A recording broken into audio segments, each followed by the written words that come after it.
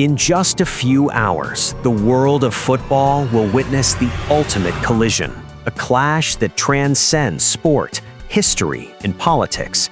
On one side stands England, the self-proclaimed creators of the game, boasting the most expensive, glamorous, and heavily hyped players on the planet.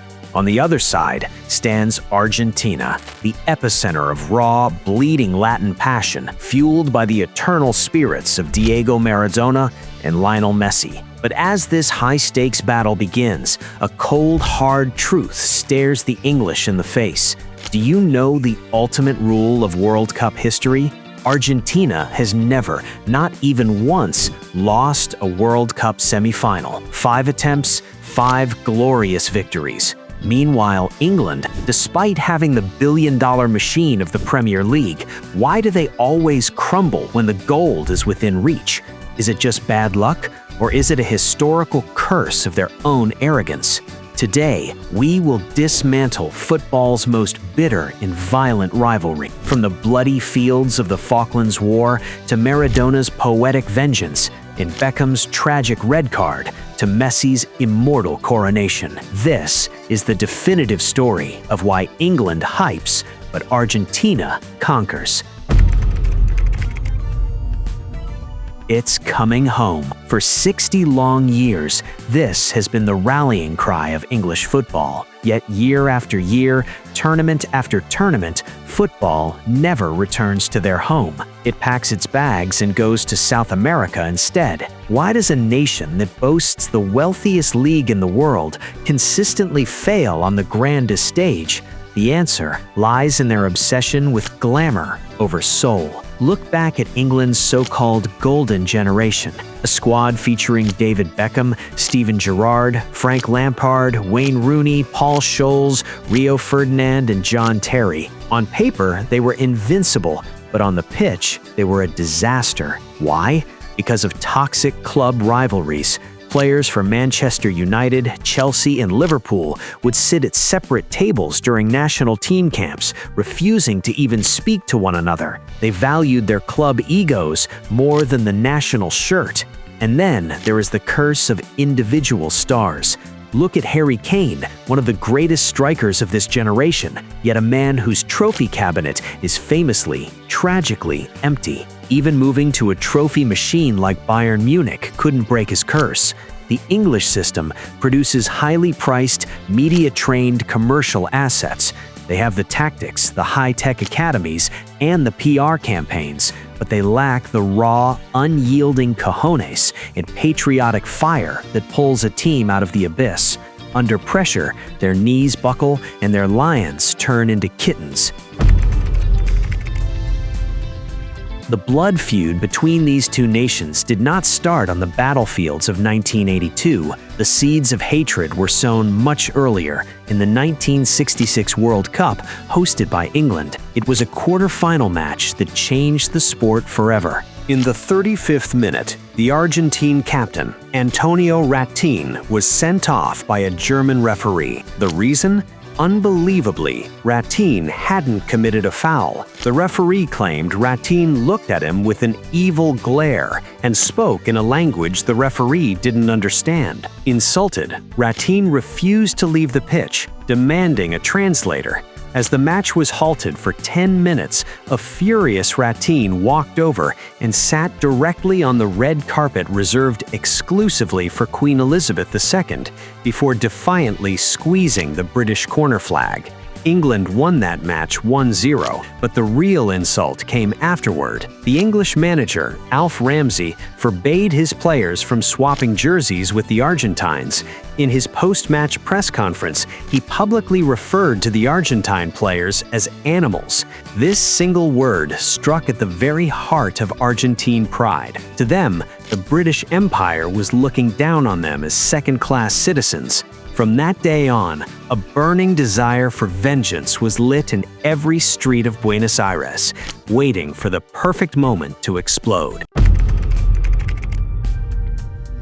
That explosion came 20 years later, fueled by actual warfare. In 1982, Argentina and Great Britain fought a brutal 74-day war over the Malvinas, or Falkland Islands. Hundreds of young, poorly equipped Argentine conscripts were slaughtered by the superior British military. The defeat left a deep, bleeding scar on the soul of Argentina. They hadn't just lost a piece of land, they had lost their national dignity. 4 years later, in 1986, the two nations met on the pitch of the Azteca Stadium in Mexico. It was never just a game. To the Argentine players, this was a holy war. They were stepping onto the pitch to fight for the mothers who had lost their sons in the cold waters of the South Atlantic. Diego Maradona wrote in his autobiography, "We said football had nothing to do with the war, but we knew.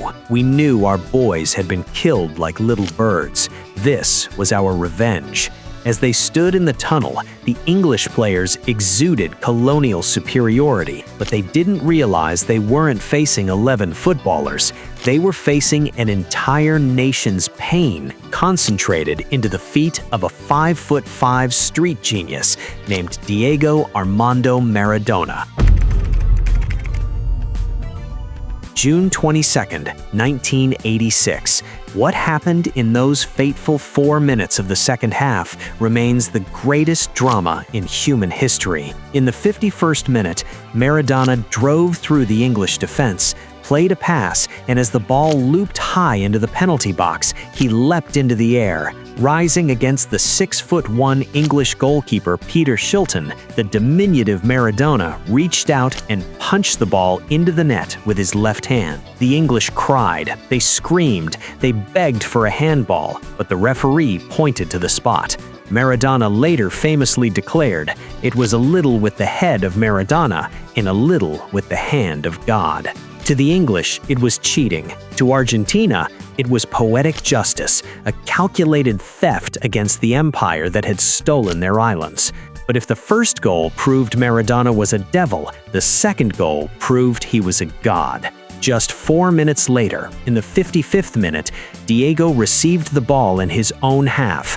What followed was 11 seconds of pure, unadulterated wizardry. With 44 strides and 11 touches, he danced past Peter Beardsley, Peter Reid, Terry Butcher, and Terry Fenwick, leaving the entire English defense utterly hypnotized.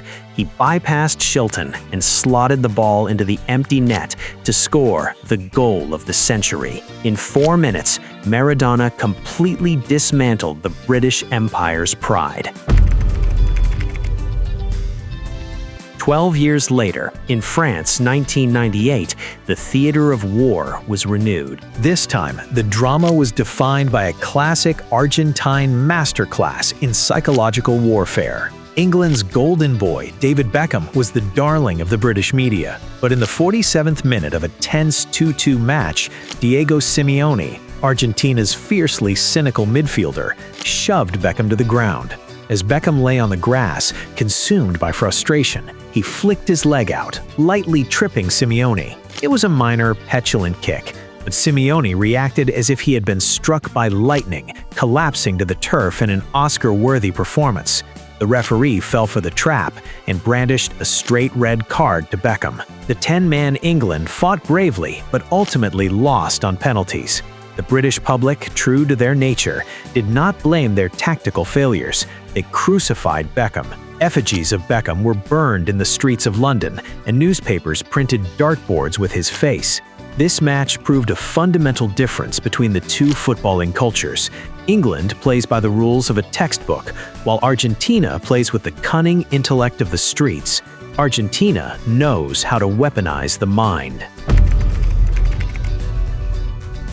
Look at the history. England has one solitary World Cup from 1966, a tournament played on their own soil, marred by a highly controversial ghost goal in the final. Since then, nothing but tears, broken penalty shootouts, and endless excuses. Now look at Argentina. 3 World Cups, 15 Copa Americas, and a legacy of producing the two greatest footballing deities to ever walk the earth, Diego Maradona and Lionel Messi. While England is busy calculating expected goals and optimization metrics in their high-tech facilities, Argentina is busy winning. When Lionel Messi lifted the World Cup in Qatar in 2022, he didn't just cement his status as the undisputed GOAT, he completed the journey Diego had started. He proved that football belongs to the dreamers, the fighters, and those who play with their hearts on their sleeves. Argentina's trophies are earned through struggle, poverty, and an insatiable hunger for glory. England's empty cabinet is the result of privilege, overhyped media, and a lack of true footballing identity. And now, the circle is complete. The stage is set for the 2026 World Cup semi-final. England enters the pitch once more with their glittering array of Premier League stars: Jude Bellingham, Phil Foden, Bukayo Saka, and Harry Kane. They are organized, tactical, and heavily favored by the media, but they are stepping into Argentina's backyard. They're stepping into territory where Argentina has never lost. When the Argentine players put on that light blue and white shirt, they aren't just playing for 3 points. They are playing for Ratin, for the soldiers of the Malvinas, for Diego, and for Messi. They have Emiliano Dibu Martinez in goal, a psychological monster who eats English penalty takers for breakfast. Tactically, it will be fire versus ice. England's cold, calculated, robotic football against Argentina's blazing, high-pressing, emotional warfare. And history has proven, when the pressure reaches its boiling point, fire always melts ice. Football is not just a game of 90 minutes, it is a mirror of life. It is the story of how a kid from a dirt-poor slum can rise up, defeat an empire, and become a god. Diego Maradona is no longer with us in body, but his rebellious spirit lives on in every single player wearing the Argentine jersey. So, as the clock ticks down to this legendary semi-final, we ask you, will the English Lions finally bring it home?